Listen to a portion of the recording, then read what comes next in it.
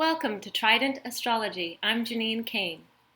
Today, I'm going to be going over the September weekly forecast for the week of 21st through the 30th, the last week of September. Before I begin, I just want to let everybody know that you can get a PDF link to copy and paste and put into your browser for a copy of the forecast. So if it's your preference, you can read it. I also have a link to the forecast in my blog, and it'll be all down at the description. Also, I always make timestamps so that you can just kind of quickly go through the video and get to the points you're wanting to get to. Okay, so what I look at each week is planetary retrogrades and directs, and we have Saturn going direct on Monday the 28th. This is a big deal. It's an outer planet, and Saturn has been a big player in this year, so it's going to be a pretty dynamic shift. We have some interplanetary ingressions or sign changes. We have the Sun entering into Libra the 22nd. It is our Equinox, so that's a very spiritual, beautiful day to set your intentions. Mercury enters into Scorpio on Sunday the 27th, and that is another massive shift on our perceptions, and we'll talk more about that. We have a quarter moon phase this week, and we have three configurations that I'm going to be talking about this week. We have a yod to Vesta and Venus, a grand fire trine between Eris, Mars, South Node, and Venus and Vesta. And we also have a T-square between Mercury, Eris, Mars, Saturn, and Pluto. When we started off this week, we're going to have 6 planets in retrograde. When Saturn goes direct, we are left at the end of the month with 5 planets retrograde, Mars, Chiron, Uranus, Neptune, and Pluto, that will follow through until October, or that will be in retrograde when we start the month of October. And October, we have some planetary direction shifts. We have Pluto going direct and Mercury going retrograde. So those are some intense shifts happening there in October. All right, let's begin. On Monday, we have Venus, Jupiter, quincunx exact at 17 degrees and 32 minutes. That is a part of the yod energy, the yod to Vesta, that we'll be talking about also.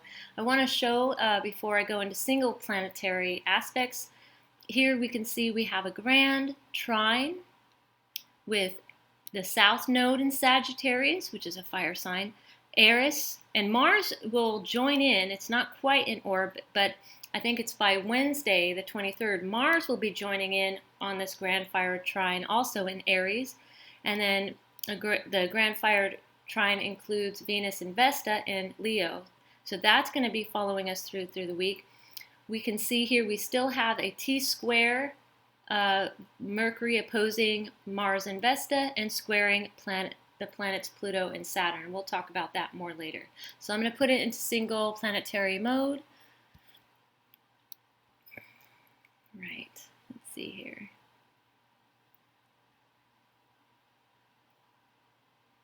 So we see here we have a yod. It's also known as the finger of God energy. And what forms that is planets that are quincunx to 2 other planets that are in sextile. So that's this configuration right here.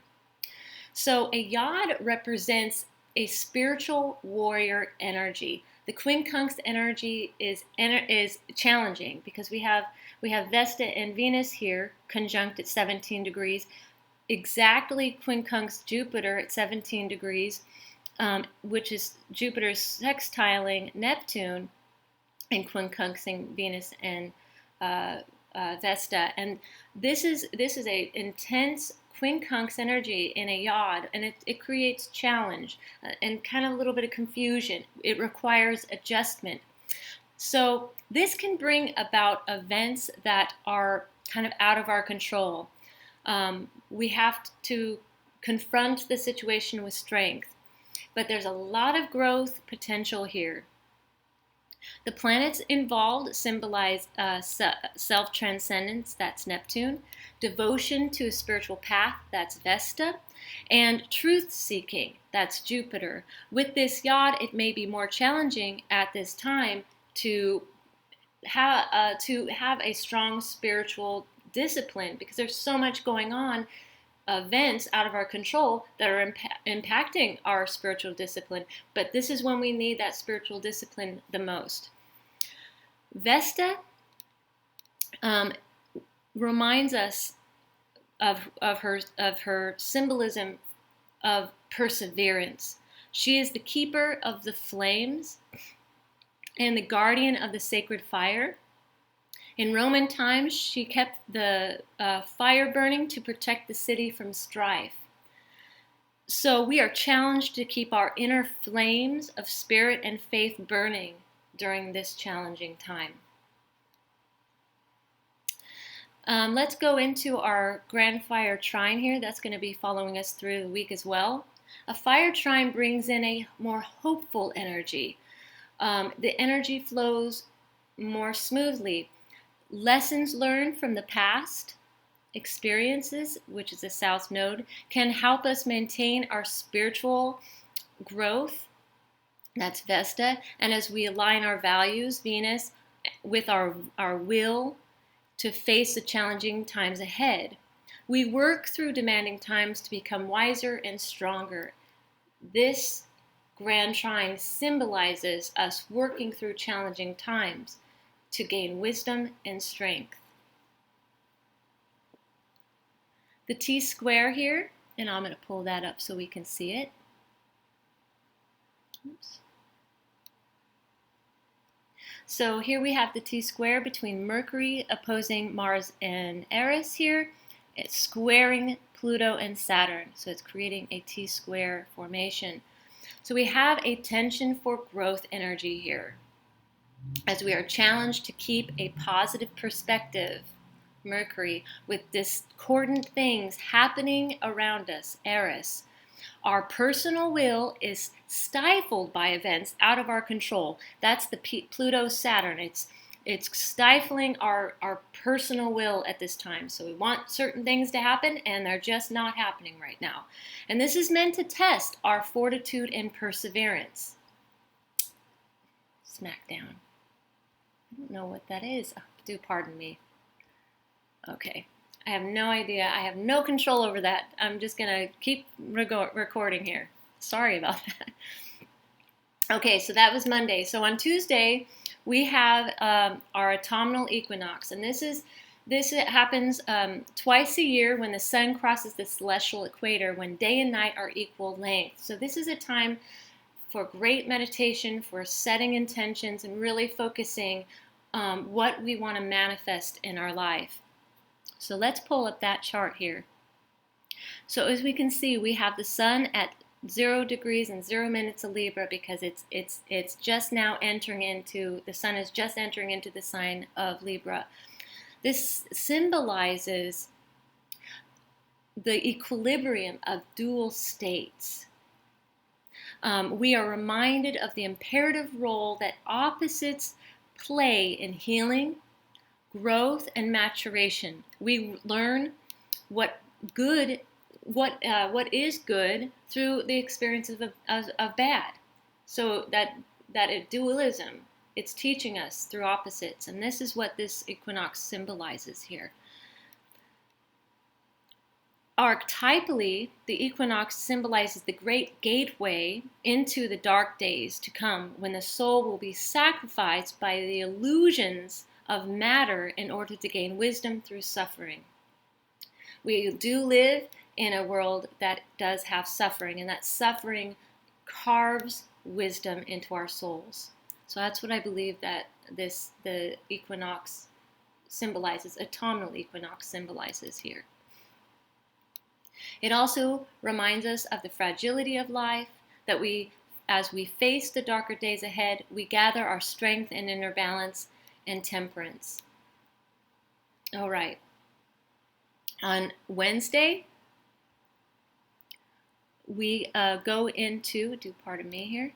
On Wednesday, we have our quarter moon phase where the moon and the sun are squaring each other at 1 degree and 29 minutes. And quarter moon phases kind of remind us, it kind of puts a focal tension point into focusing on what we need to grow and learn from. So that once we go into the full or new moon, here it's a waxing square, so the moon is going to be moving into a full moon phase, which will occur on October 1st. But this kind of gives us time to go, okay, what do I need to start working on? So when we go into the full moon, I can start, what do I need to let go of? I need to really prepare for this, So we also have the grand fire trine here, which I'll show here, kind of strengthening up a little bit more. As Mars kind of enters into the grand fire energy. So Mars is now in with the grand fire trine. All right. On the 27th, major energy shift when Mercury enters into Scorpio. So let me pull that up. So here we can see, here is Mercury. It's at 0 degrees and 0 minutes of Scorpio here. This occurs at 12:41 a.m. Pacific Standard Time on September 27th, which is Sunday. So this energy is kind of harkening back to the last week's Mercury-Pluto square, where our perceptions were being transformed. So Mercury entering into Scorpio here enters into a kind of scorpionic thoughts and perceptions. Our thoughts and perceptions are going to be much more intense and intensely focused on the present moment. The focus of this shift of energy is on self-knowledge, awakening deeper levels of who we really are. The reality of our own eventual death becomes part of our thinking at this time. So it's really intense energy. We're going to be really going into the depths of ourselves in our perceptions and thoughts and phoenixing out, facing this truth of life experience and the deep, difficult emotions that arise at this time. All right, so on Monday, September 28th, we have some major energy shifts going on.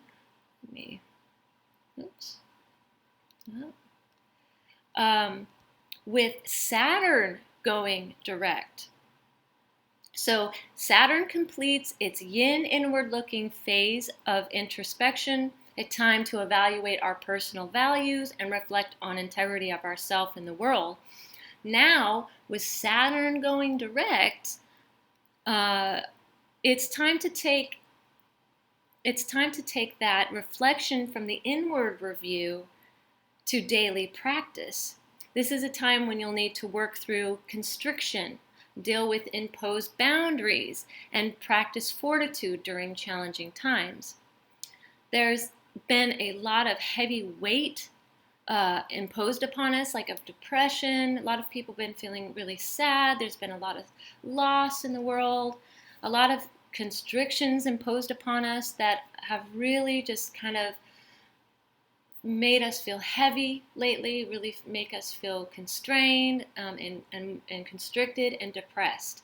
So we've really felt this Saturnian energy lately, and with it going direct, it normally would give us the impetus to get things done, but the square with Mars here tightens to exactness on this day at 25 degrees.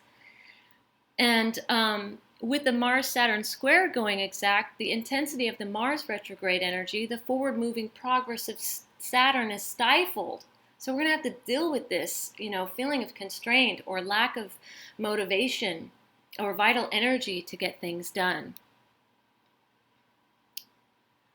So one of the challenges here with the Saturn going direct with its squaring Mars retrograde, we're really challenged to tap into the Saturn energetic influences of fortitude, diligence, perseverance, and patience, which is not easy. It's not easy being patient. And with that, trying to be hopeful also. Also, we have on this day, let's see here, let's get to Venus here, I want to show you. Venus at 25 degrees of Leo is trining Mars at 25 degrees. So that strengthens the grand fire trine energy. But with Venus moving exact quincunx to Saturn and exact trine to Mars at 25 degrees, because Venus is also exactly quincunx to Saturn at 25 degrees. So we have some kind of more Saturnian energy imposing itself here. So what we want and desire in our lives, the Venus, is not matching reality of the things that are happening, the confines of, and the restrictions put on us right now in reality. We are challenged to make an adjustment and to adapt to unpleasant circumstances. This can be very challenging. I do believe this trine, it can help us to kind of, kind of accept, because we have to accept the circumstances in our lives right now. I accept that this is going on, and I'm going to surrender. I'm going to surrender and just let things happen. Go with the flow. Go with the Tao.